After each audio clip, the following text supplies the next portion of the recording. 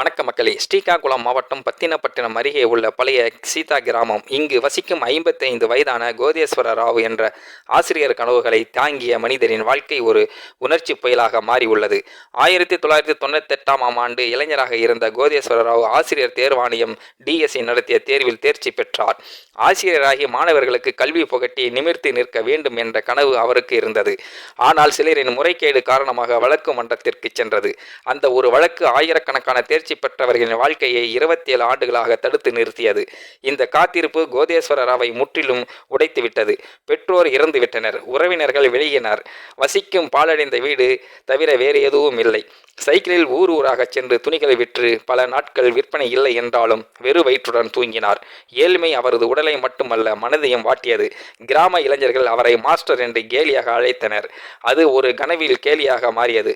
ஆனால் நீதிமன்றம் தாமதமாக வந்தாலும் சமீபத்தில் நீதிமன்றம் உத்தரவு அடுத்து 1998 டிஎஸ்சி தேர்ச்சி பெற்றவர்களுக்கு ஆசிரியர் பணி நியமனம் வழங்கப்பட்டது.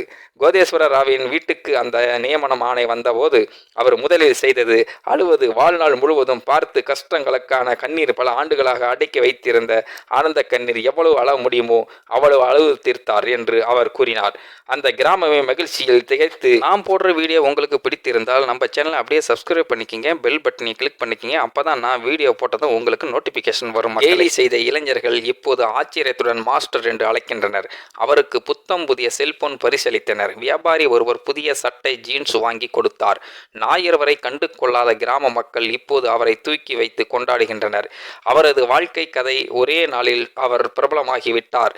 இது வெறும் ஒரு மனிதரின் வெற்றி அல்ல. தாமதமாக நீதி இழந்த இளமையை திரும்ப தராது என்றாலும் ஒரு கனவை உயிர்ப்பித்து இருக்கின்றது கோதேஸ்வர ராவ். இப்போது உண்மையான மாஸ்டர். அவரது கண்ணீர் நமக்கு ஒரு பாடம்.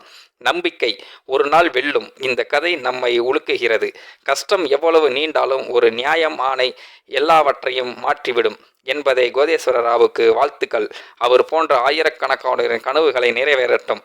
ஒரு மனிதனுக்கு பொறுமை முக்கியம், அவசியம். இலக்கை அடையும் வரை தொடர்ந்து முயற்சி செய்து கொண்டே இரு. வெற்றி நிச்சயம் மக்களே. இந்த வீடியோ பார்க்கின்ற நீங்களும் இந்த வீடியோ பற்றின கருத்துக்களை கீழே உள்ள கமெண்ட் செக்ஷனில் மறக்காமல் சொல்லுங்கள். வீடியோ பிடித்திருந்தால் லைக் பண்ணிக்கிங்க, மற்றவங்களுக்கும் ஷேர் பண்ணிக்கிங்க. அப்படியே நம்ம சேனலையும் சப்ஸ்கிரைப் பண்ணிக்கிங்க. நன்றி, வணக்கம் மக்களே.